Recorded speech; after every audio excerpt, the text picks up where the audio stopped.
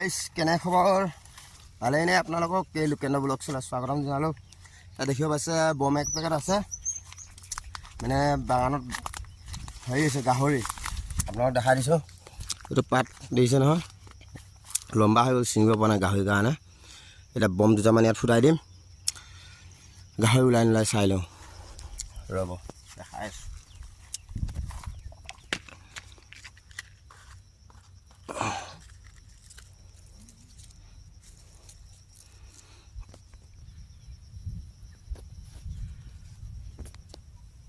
ফুটাই দিলোঁ ধোঁৱাহে আছে বম ফুটাই নাই দেখিব পালে।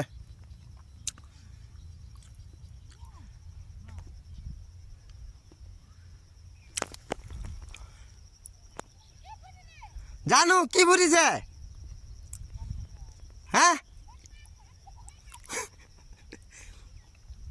গাহৰি আছে বুলি কৈছে দেহত।